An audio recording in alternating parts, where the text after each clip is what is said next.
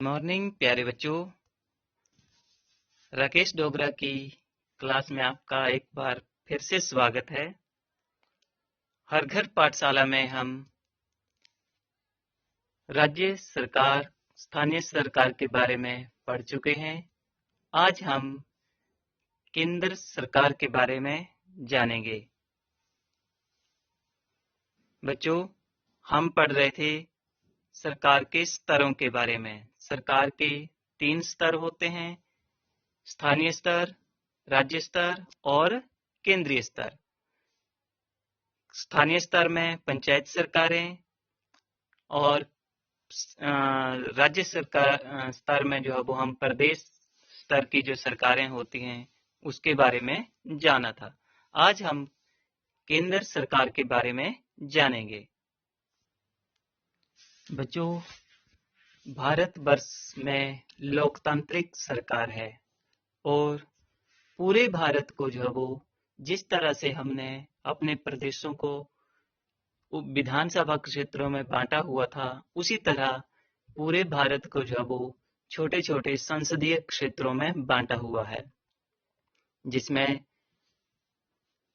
आबादी को देखते हुए कुछ विधानसभा क्षेत्रों को जोड़ा जाता है और उनका एक संसदीय क्षेत्र या जिसे कि संसदीय सीट भी कहा जाता है वो बनाई जाती है। और फिर हर एक संसदीय सीट से हर एक पार्टी जो है वो अपना अपना उम्मीदवार उतारती है और फिर चुनाव जीतने के बाद जो है वही व्यक्ति या उम्मीदवार जो है वो सांसद कहलाता है। वही सांसद जो जिस तरह से एमएलए अपने क्षेत्र के लिए बहुत सारी स्कीम्स या सरकार की जो नीतियां होती है उन्हें लागू करवाता है, वैसे ही सांसद जो है वो भी अपने क्षेत्र के लिए जो है वो केंद्र सरकार के द्वारा चलाई जाने वाली विभिन्न जो लाभकारी स्कीम्स होती हैं या योजनाएं होती हैं उनको अपने क्षेत्र में लेकर आते हैं और अपने प्रदेश के लिए केंद्र सरकार से फंड उपलब्ध करवाते हैं विभिन्न कार्यों के लिए, विकासात्मक कार्यों के लिए, जैसे सड़क, शिक्षा, स्वास्थ्य इत्यादि और कार्यों के लिए भी जो वो धन उपलब्ध करवाए जाते हैं। बच्चों, हमारे केंद्र सरकार में 2 तरह के सदन हैं जो कि हमारी केंद्रीय सरकार को चलाते हैं या पूरे देश की सरकार को चलाते हैं। इसमें एक लोकसभा है और एक राज्यसभा। इसके 2 सदन हैं, लोकसभा और राज्यसभा। लोकसभा में सारे के सारे सांसद जो हैं वो चुनकर आते हैं और इन्हीं लोकसभा के सांसदों में से जिस पार्टी के सबसे ज्यादा उम्मीदवार जीत कर आते हैं उनका फिर से एक मुख्य सदस्य चुना जाता है जिसे कि प्रधानमंत्री कहा जाता है। प्रधानमंत्री पूरे देश का मुखिया होता है, उस सरकार का मुखिया होता है और राष्ट्रपति ने अपनी सारी की सारी शक्तियां जो है वो उसे सौंपी हुई होती हैं शासन चलाने के लिए। तो फिर प्रधानमंत्री अपनी सहायता के लिए जो है वो कुछ मंत्रियों का चुनाव करता है और उन्हें विभिन्न मंत्रालय जो है वो सौंप देता है। यही मंत्री फिर अपने अपने मंत्रालयों की देखभाल करते हैं या उनका कार्यभार संभालते हैं। वैसे तो प्रधानमंत्री इन सब से ऊपर होता है, मगर बहुत सारे कार्यों के लिए प्रधानमंत्री भी जो है वो अपने मंत्रिमंडल से चर्चा करता है और उसके बाद जो है वो फैसले लिए जाते हैं। तो बच्चों, ये लोकसभा जो है वो हमारा मुख्य सदन होता है। इसके बाद जो दूसरा राज्यसभा है उसमें अप्रत्यक्ष रूप से इनका चुनाव होता है। इसका मतलब है कि हम इनके लिए डायरेक्ट वोटिंग नहीं करते हैं। इनके लिए वोट जो है वो चुने हुए सदस्यों के द्वारा, जो हमारे एमएलए एमपी पहले से चुने हुए होते हैं, वही इनके लिए वोट करते हैं और ये सदस्य जो हैं वो राज्यसभा से सांसद बनकर आते हैं।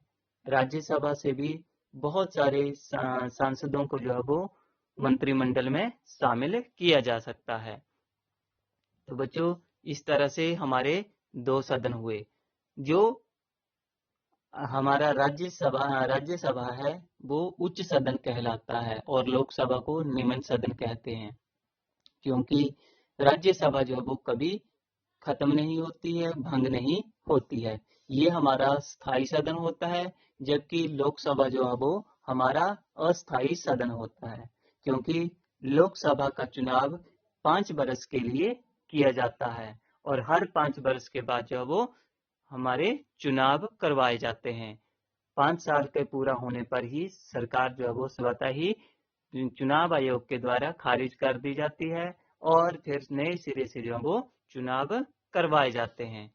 परंतु राज्यसभा जो है वो एक बार में खत्म नहीं होती है। उसके कुछ एक सदस्य जो है वो हर साल जो है वो रिटायर होते चले जाते हैं या जिनका कार्यकाल पूरा हो जाता है वो हटते चले जाते हैं और उनकी जगह पर नए आते जाएंगे और इस तरह से ये सदन जो है वो कभी खत्म नहीं होता है। इसीलिए जो है वो राज्यसभा को स्थायी सदन कहा जाता है। ये दोनों ही सदन मिलकर जो वो पूरे देश के लिए जो वो कानून बनाते हैं, पूरे देश में कानून व्यवस्था को बनाए रखते हैं। कुछ विषय जो हैं वो केंद्र सरकार के पास ही होते हैं, जिसमें राज्य सरकारें जो वो हस्तक्षेप नहीं करती हैं, जैसे कि सेना है, पुलिस, सेना और रेलवे, भारतीय डाक विभाग इत्यादि कुछ और भी महत्वपूर्ण विषय हैं जो कि केंद्र सरकार के पास ही रहते हैं। इसमें राज्य सरकारों का कोई दखल नहीं होता है। केंद्र सरकार जो है वो पूरे देश के लिए जो है वो कानून बनाती है और उन्हें लागू करवाती है। प्रदेश सरकारें फिर उन कानूनों को जो है वो अपने प्रदेश की परिस्थितियों के अनुसार जो है वो लागू करवाती हैं।